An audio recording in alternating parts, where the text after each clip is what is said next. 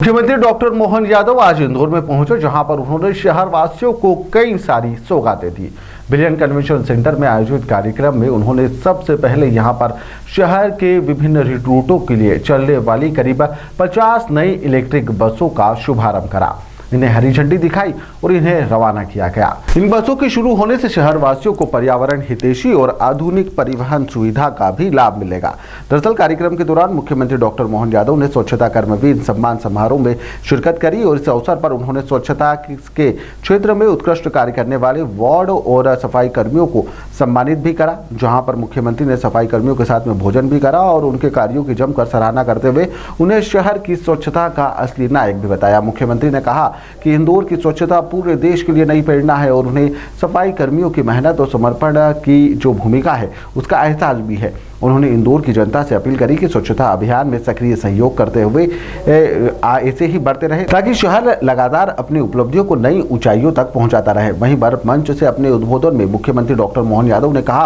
कि पिछले 24 घंटे से इंद्रदेव इंदौर में अच्छी बारिश कर रहे हैं, हिसाब पूरा कर दिया गया है। इसके बावजूद सफाई कर्मियों ने शहर को साफ रखने में कोई कमी नहीं छोड़ी। उन्होंने प्रधानमंत्री नरेंद्र मोदी की स्वच्छता पहल का उल्लेख करते हुए कहा कि लाल किले से शुरू किया गया संदेश आज देश की पहचान बन गया है। इंदौर ने यहां पर 8 बार नंबर 1 आकर एक नया मुकाम भी हासिल कर लिया है। मोहन यादव ने भारतीय संस्कृति में स्वच्छता के गहरे संबंध का जिक्र करते हुए कहा कि हमारे घरों में माताएं और बहनें रात को सोने से पहले किचन साफ किए बिना चैन की नींद उन्हें नहीं लेती है। वहीं पर सीएम ने कहा कि इंदौर की चुनौतियां कम नहीं थी, लेकिन जनता और सफाई कर्मियों के सहयोग से यहां पर शहर ने एक बार फिर देश में स्वच्छता का परचम लहरा दिया है।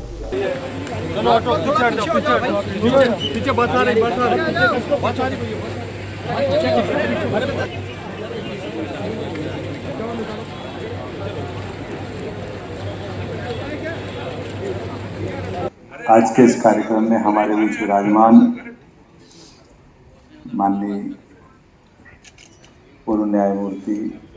खोगदे साहब, माननीय सांसद शंकर ललवानी जी, माननीय मंत्री तुलसीराम सिलावट जी,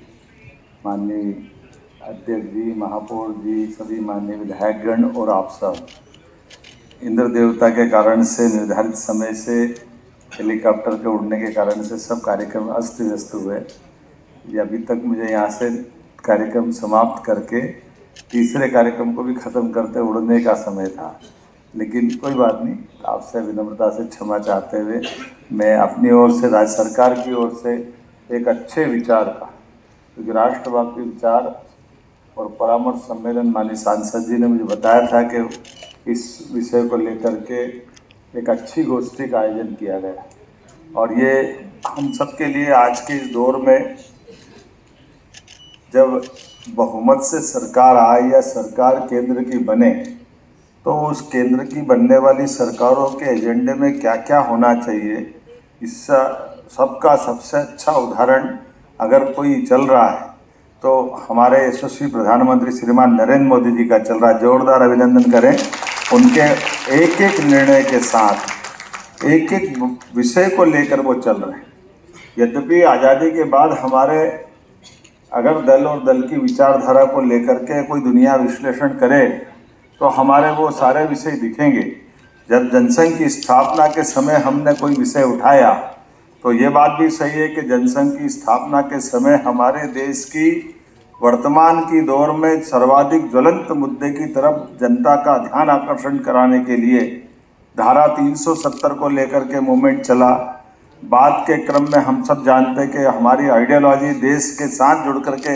कैसी खड़ी हो। हमारे दूसरे संस्थापक सदस्य पंडित दीनदयाल उपाध्याय जी ने एकात्म मानववाद के दर्शन के बलबूते पर हमारी आइडियोलॉजी को लाए। यशस्वी प्रधानमंत्री तत्कालीन हमारे माननीय अटल बिहारी वाजपेयी जी ने देश के मुद्दों को लेकर के अपोजिशन के पद का भी क्या महत्व होता है, 50 साल तक अपोजिशन के लीडर और उसके आधार पर पार्टी की रीति नीति के बलबूते पर